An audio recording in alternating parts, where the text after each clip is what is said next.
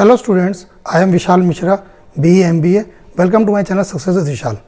जैसा कि आप सब जानते हैं कि हर स्टूडेंट जो है बोर्ड एग्जाम में एक अच्छा रिजल्ट स्कोर करना चाहता है, किंतु केवल सोचने भर से रिजल्ट अच्छा नहीं आ सकता है।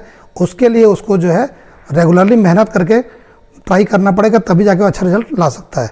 मैंने अपने पिछले वीडियोज़ में आपको वो शॉर्टकट में टिप्स बताई हैं, जिन टिप्स को फॉलो करके कोई भी बच्चा जो है बोर्ड में अच्छा रिजल्ट स्कोर कर सकता है। उसके लिंक डिस्क्रिप्शन में दिए, यदि आप चाहें तो उस वीडियो को रेफर कर सकते हैं। इस वीडियो में मैंने उन टिप्स को डिटेल में इलाबोरेट किया है, ताकि जिस स्टूडेंट को उसको समझने में कोई दिक्कत आ रही है, वो इन टिप्स को डिटेल में समझ करके इनको फॉलो करके अपने नेक्स्ट ईयर के बोर्ड एग्जाम में काफ़ी अच्छा रिजल्ट स्कोर कर सकता है। हालांकि ये वीडियो जो है मेनली बोर्ड एग्जाम्स के स्टूडेंट को ध्यान में रख के बनाया गया है, लेकिन इन्हीं टिप्स को फॉलो करके बाकी स्टूडेंट्स भी अपने नेक्स्ट एग्जाम के लिए एक अच्छी से तैयारी कर सकते हैं।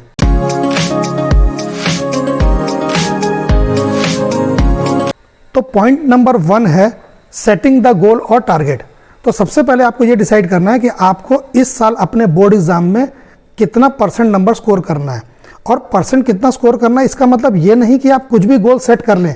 यदि आप 60% पाएँ तो आप बोले मैं 90% पा जाऊँ, आप 50% पाए हैं सोचे मैं 80% पा जाऊँ, ऐसा नहीं है। आपका जो गोल आप सेट करेंगे वो अचीवेबल होना चाहिए, वो आपके पिछले रिजल्ट के 10-15% के आसपास होना चाहिए। क्योंकि यदि आप बहुत ज़्यादा बड़ा गोल अपना सेट कर लेंगे तो आप अपने आप में उसको लेकर के आप एक तनाव में आ जाएंगे, जिसके कारण से आपका पढ़ाई में मन नहीं लगेगा और धीरे धीरे आप पढ़ाई से धीरे धीरे करके आप दूर होते चले जाएंगे। यदि आपका गोल अपने पिछले रिजल्ट्स के आसपास का होगा तो वो आपको मोटिवेट करेगा। और जो भी टारगेट आप सेट करते हैं, आपकी सबसे पहली ड्यूटी है कि अपने टारगेट को आप एक स्लिप पे लिख करके अपने स्टडी टेबल के सामने में चिपका के रखे रहें, जिससे कि हर समय आपको याद दिलाएगा कि आपको इस गोल को अचीव करना है। साथ ही अपने उस गोल को आप अपने अंदर दबा के मत रखे रहिए, उसको अपने पेरेंट्स को, अपने टीचर्स को, अपने फ्रेंड सर्कल को, सबको डिक्लेयर कर दीजिए कि हमारा इस साल का ये टारगेट है और मैं इस साल ये नंबर पाऊंगा या पाऊंगी। क्योंकि क्या होगा, यदि आप अपने गोल से बीच में कहीं भटकेंगे तो आपके जो फ्रेंड्स हैं या आपके जो पेरेंट्स हैं, आपके टीचर्स जो हैं, वो आपको वार्न करेंगे कि आप अपने गोल से हट रहे हो, जिससे कि आपको दोबारा मोटिवेशन मिलेगा और आप उस गोल को अचीव करने के लिए फिर दोबारा अच्छी उत्साह के साथ में आप मेहनत करके उस गोल को अचीव करने की कोशिश करेंगे। पॉइंट नंबर 2 है strategies, planning and deciding the priorities. इसका क्या मतलब होता है कि आपको थ्रू आउट द ईयर के लिए अपनी प्रायोरिटीज सेट करनी है कि इस साल हमारे लाइफ में, हमारे कैरियर में प्रायोरिटीज क्या क्या होंगी। क्योंकि जब तक आपकी लाइफ की प्रायोरिटीज सेट नहीं होगी, आप उनको प्रॉपर टाइम स्लॉट नहीं दे पाएंगे। जैसे कि आपको खुद जज करना है कि आपके लिए सबसे ईजी सब्जेक्ट कौन सा है, आपके लिए सबसे हार्ड सब्जेक्ट कौन सा है, आपके लिए सबसे बोरिंग सब्जेक्ट कौन सा है, आपके लिए सबसे आपका फेवरेट सब्जेक्ट कौन सा है। साथ ही साथ आपको यह भी डिसाइड करना है कि आप जो अपना शेड्यूल प्लान करेंगे, उस शेड्यूल को आप टाइम वाइज करेंगे कि आप एक सब्जेक्ट को 1.5 घंटा, 1 घंटा, 2 घंटे का टाइम देना चाहते हैं, या फिर आप अपना टारगेट को चैप्टर वाइज सेट करना चाहते हैं कि आज मैं जो है हाफ चैप्टर को खत्म करूंगा, कल मैं 3/4 चैप्टर को खत्म करूंगा। तो इसलिए आपको डिसाइड करना पड़ेगा आप किस सब्जेक्ट को कितनी प्रायोरिटी कैसे देते हैं। फिर उसी के कारण आप डिसाइड कर सकते हैं कि आप किस सब्जेक्ट को कितना टाइम पीरियड देना चाहते हैं। मेरे हिसाब से आपको जो इजी सब्जेक्ट है उसके लिए कम टाइम देना चाहिए, और जो आपके लिए हार्ड सब्जेक्ट है उसको आपको ज़्यादा टाइम देना चाहिए। फिर ये भी होता है कि जब हम दिन की शुरुआत करते हैं तो हम पहले हार्ड सब्जेक्ट पढ़ें कि पहले इजी सब्जेक्ट पढ़ें। तो मेरा आपको ये सजेशन है कि आप हार्ड सब्जेक्ट से अपने दिन की शुरुआत करें, क्योंकि जब सवेरे आप सो के उठते हैं तो आपका मूड एकदम फ्रेश होता है, आपका एनर्जी लेवल सबसे ज़्यादा होता है।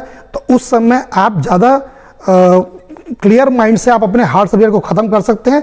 यदि उसी हार्ड सब्जेक्ट को आप यदि रात के स्लॉट में रख देते हैं, तब एक तो वैसे वो सब्जेक्ट आपके लिए हार्ड है, आपके लिए बोरिंग है, और यदि आपने उसको लास्ट के टाइम में रख दिया तो वो आपको और बोरिंग लगने लगेगा, आपको नींद के कारण दबाव आने लगेगा, आपका बॉडी टायर्ड हो चुकी रहेगी, इसके कारण से आपको उसको और मन नहीं लगेगा, तो आप उस सब्जेक्ट से अपना और दूर हो जाएंगे। फिर आपको जो डायग्राम्स हैं, थ्योरम्स हैं, ग्राफ है, इसकी प्रैक्टिस को आपको रेगुलरली करनी पड़ेगी। Right all the formula in the sheet. आप जितने भी फॉर्मूले आप पढ़ते हैं, उन फॉर्मूले को एक ड्राइंग शीट में लिख करके अपनी टेबल के सामने में चिपका दीजिए, जिससे कि वो हमेशा आपकी आंख के आगे रहेंगे और वो आपको धीरे धीरे आपके दिमाग में वो बैठते जाएंगे और आपको वो याद हो जाएंगे।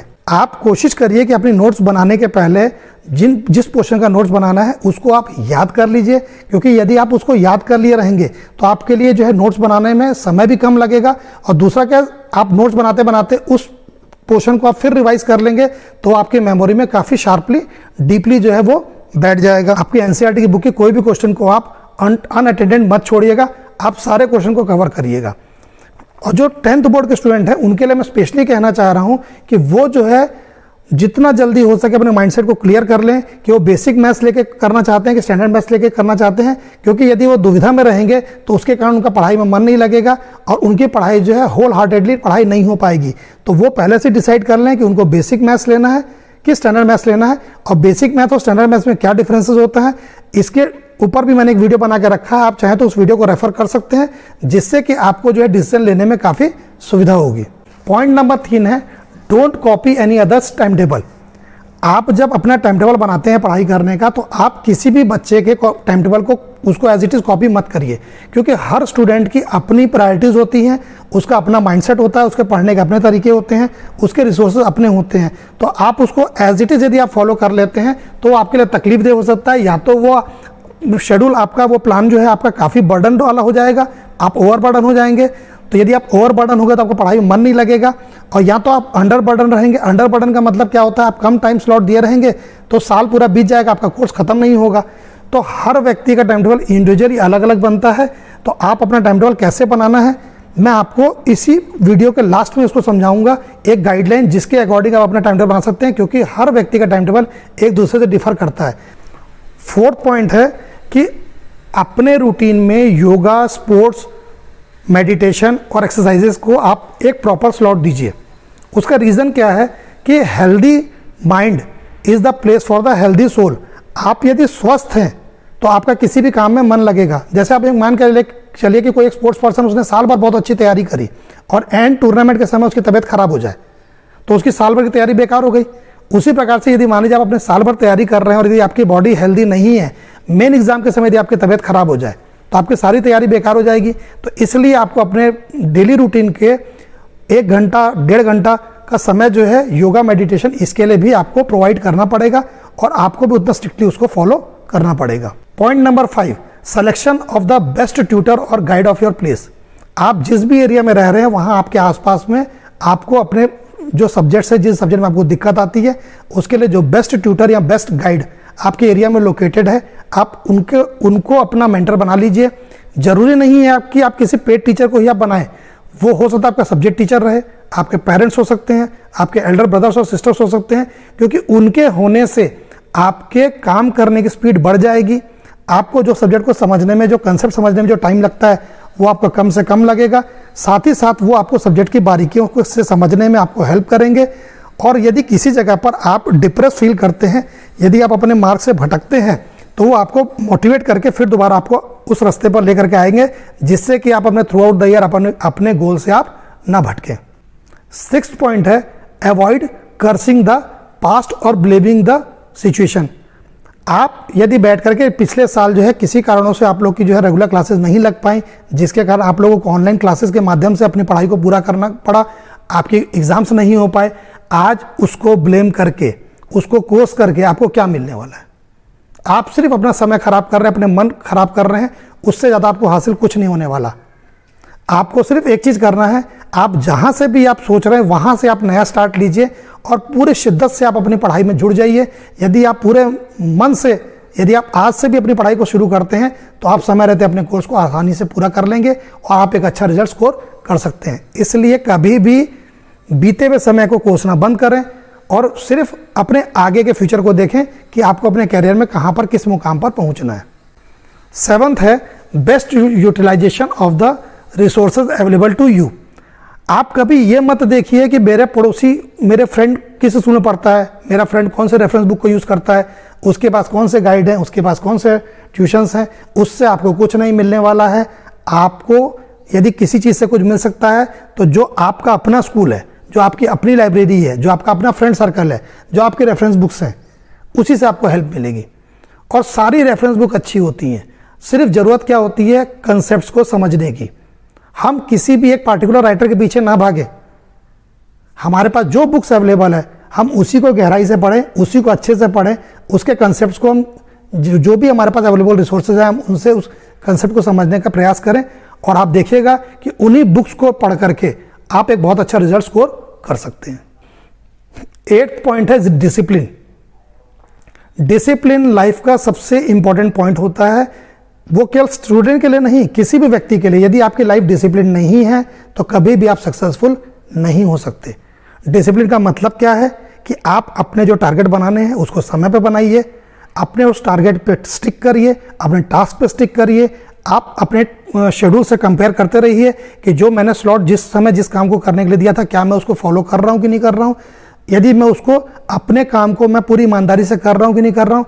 यदि आप अपनी पढ़ाई को लेकर ईमानदार हो गए तो आपको अपने बोर्ड एग्जाम में 95-97% पाने से कोई इंसान नहीं रोक सकता। 9th पॉइंट है हार्ड वर्क एंड कंसिस्टेंसी। आप लोगों ने हिंदी में पढ़ा होगा कि करत करत अभ्यास के जड़मती हो सुजान, रसरी आवत जाती सिल पर हो निशान। मतलब यदि रेगुलर प्रैक्टिस करता है, practice makes a man perfect.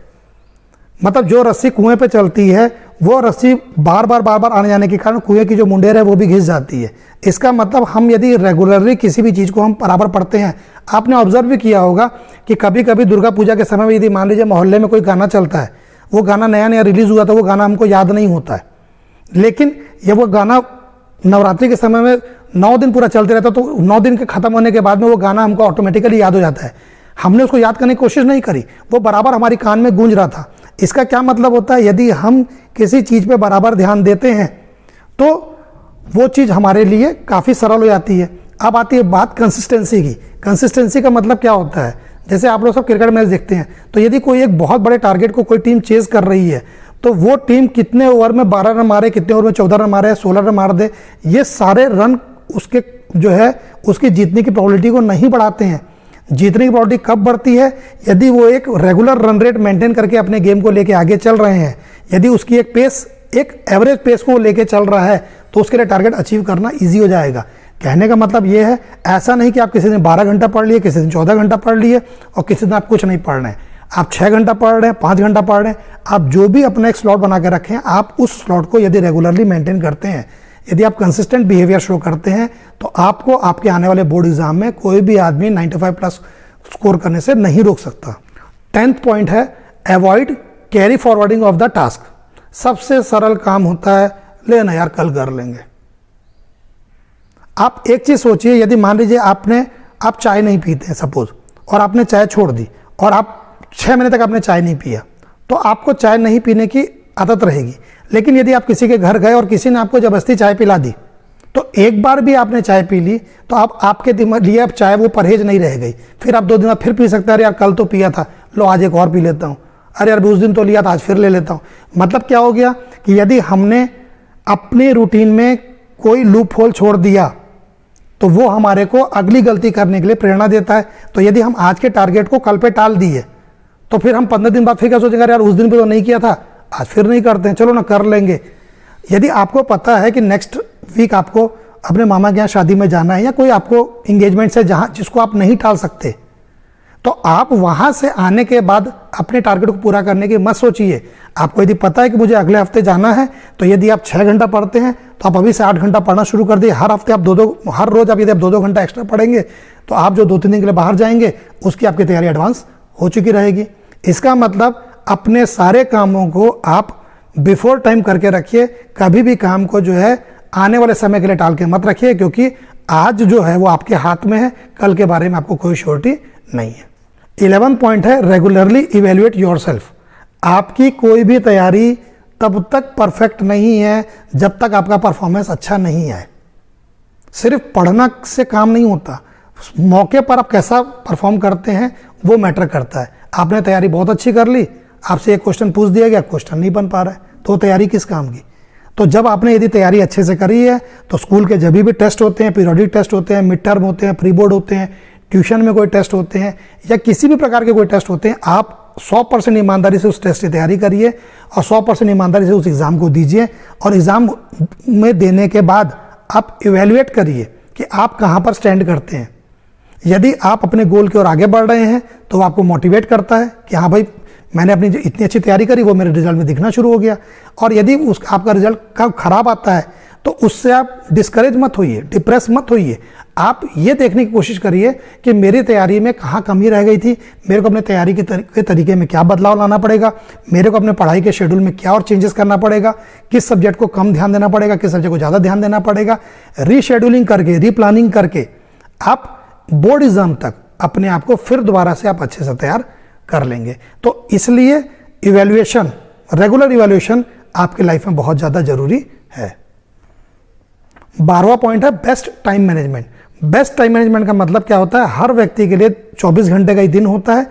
जो व्यक्ति उस 24 घंटे के दिन का बेस्ट यूटिलाइजेशन करता है वही सक्सेसफुल होता है, वही एक अच्छा रिजल्ट स्कोर कर सकता है। तो टाइम मैनेजमेंट के बेस्ट यूटिलाइजेशन के ऊपर मैंने जो वीडियो बनाया हुआ है उसका लिंक डिस्क्रिप्शन में दिया हुआ है। आप उससे आप अपने टाइम मैनेजमेंट को प्लानिंग करने के लिए आप आराम से उसको देख सकते हैं।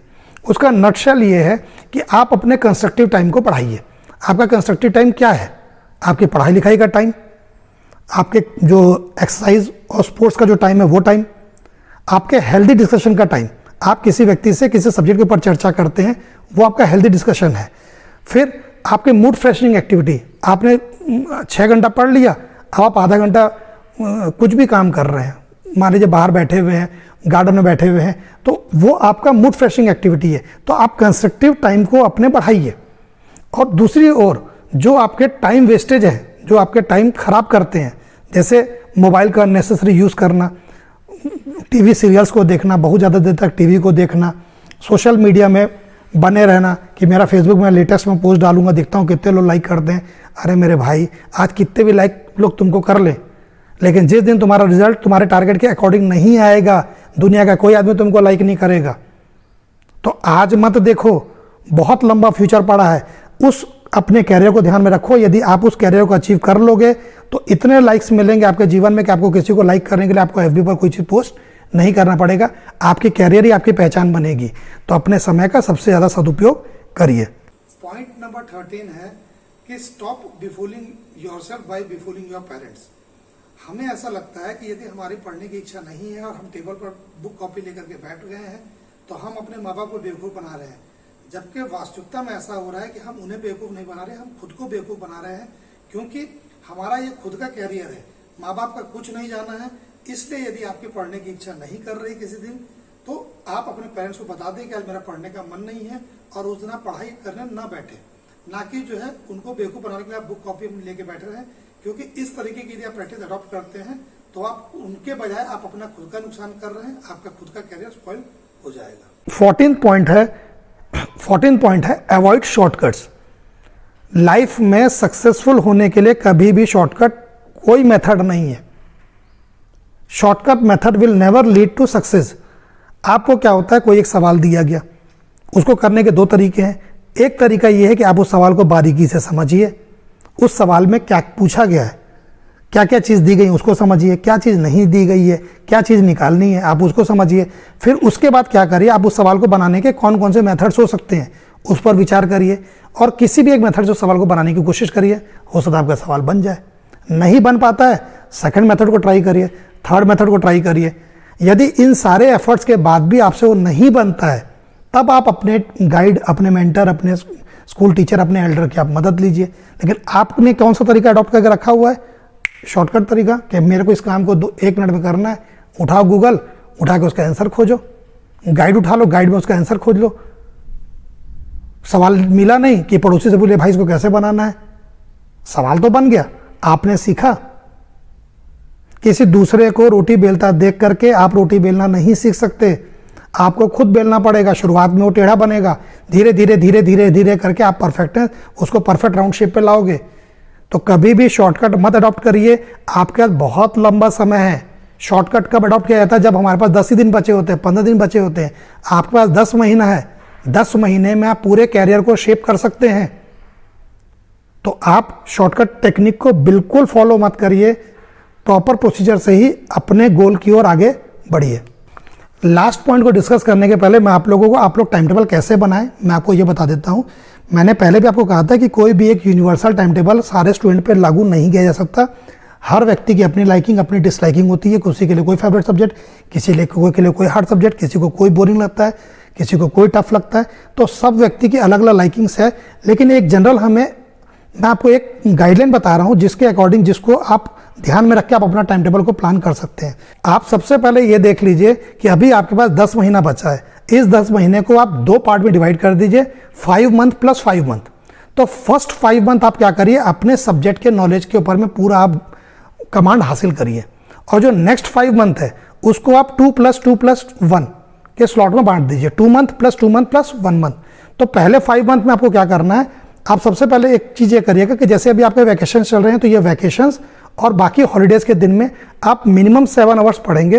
वो 7 आवर आप कैसे डिसाइड करेंगे, यदि आप 12th वाले हैं मान लीजिए, तो 12th के लिए आप क्या करेंगे, 2 आवर्स मैथ्स के लिए, 1.5 आवर फिजिक्स, 1.5 आवर केमिस्ट्री, और 1 आवर इंग्लिश के लिए, और 1 आवर जो आपका हिंदी या पी जो भी आपका सब्जेक्ट है उसके लिए।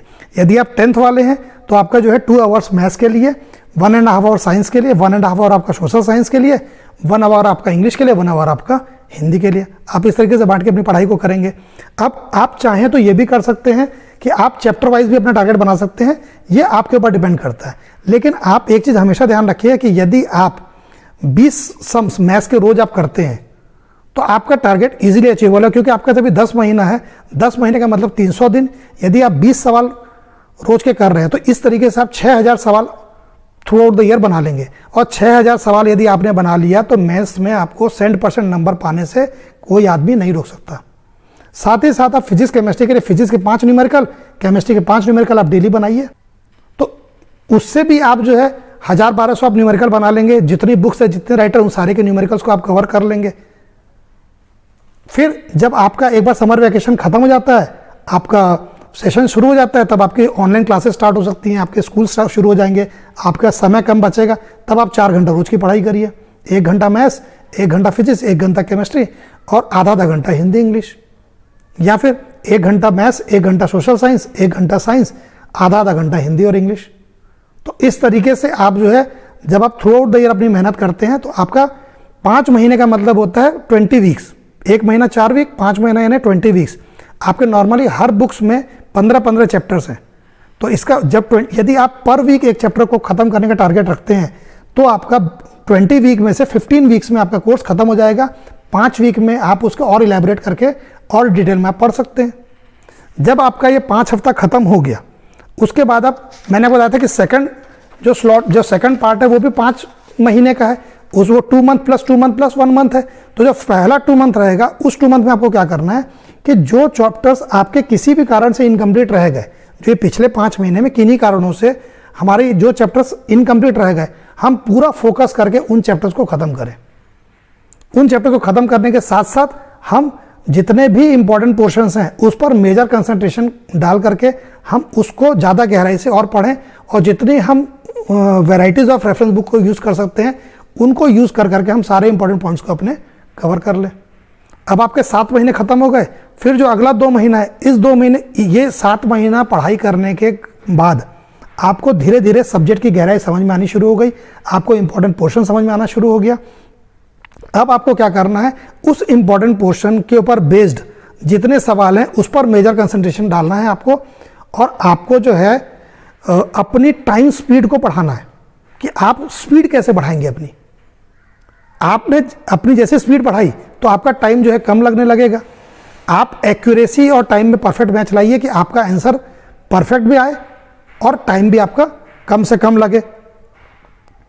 आप अपने प्रेजेंटेशन को भी इंप्रूव करिए, क्योंकि अभी तक जो आप एग्जाम देते थे वो स्कूल के एग्जाम देते थे, स्कूल में टीचर जानता रहे ये तो फलाना इंसान है, ये तो बहुत अच्छा बच्चा है, तो उसकी कॉपी को उस हिसाब से चेक करता है। लेकिन बोर्ड में चेकर नहीं जानता कि आप कौन है, आपका प्रेजेंटेशन ही आपकी पहचान बनाता है।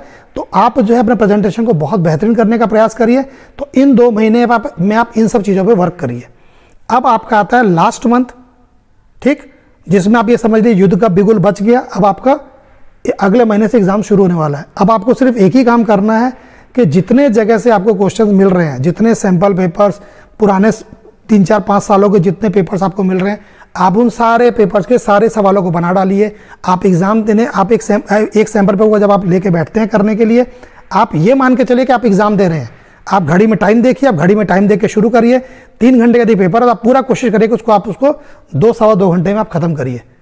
यदि आप अपने 10 पेपर को 2-2.25 घंटे में ख़त्म करने की स्किल पा ले रहे हैं उस 1 महीने में, तो मैं आपको गारंटी दे सकता हूं कि आपको 95 प्लस स्कोर करने से दुनिया का कोई आदमी नहीं रोक पाएगा। तो उस समय सिर्फ आपको एक ही चीज़ करना है, practice practice practice and only practice. जितने क्वेश्चन जहां से मिले उतने क्वेश्चन वहां से आप बनाइए, उसके बारीकी में घुसते चले जाइए। अब हम लास्ट पॉइंट की बात करते हैं, 15 पॉइंट। वो होता है कि well begun is half done. यदि काम को सही समय पे शुरू किया गया तो जो है काम बहुत अच्छे से होता है। तो आपने अपना सब कुछ बना लिया, सब कुछ आपने डिसाइड कर लिया, अब आपको सिर्फ एक ही चीज करना है, उस अपने प्लान को एग्जीक्यूट करना। तो आपको सिर्फ क्या करना है, गेट सेट गो, और आपको आज से अपना तैयारी को शुरू कर देना है। आपने अभी से अपनी तैयारी शुरू कर देनी है, और जो आपने अपनी पूरी स्ट्रेटेजी बनाई है इस पर पूरे थ्रू आउट द ईयर आपको स्टिक करना है। और आप देखिएगा कि यदि आप इन टिप्स को फॉलो करते हैं तो आप अपने बोर्ड एग्जाम्स में बेहतरीन रिजल्ट लाएंगे। आपको बेहतरीन रिजल्ट आने से दुनिया का कोई आदमी नहीं रोक सकता। आज के वीडियो में मैंने जो टिप्स बताई हैं ये मैंने मेनली 10th और 12th के बोर्ड के स्टूडेंट्स को ध्यान में रखते हुए टिप्स बताई हैं, लेकिन ये टिप्स बहुत जनरल टिप्स हैं। ये किसी पार्टिकुलर क्लास के लिए सीमित नहीं है। यदि दूसरे भी क्लास के लोग यदि चाहें तो इन्हीं टिप्स के, इन्हीं स्ट्रेटेजीज को फॉलो कर करके वो भी अपने आने वाले साल के एग्जाम्स में अच्छा रिजल्ट स्कोर कर सकते हैं। तो आप लोग यदि चाहें तो इस वीडियो को ज़्यादा से ज़्यादा लोगों को शेयर करिए, जिससे वो इन टिप्स को फॉलो करके वो भी अपने एग्जाम्स में अच्छा रिजल्ट ला सकें।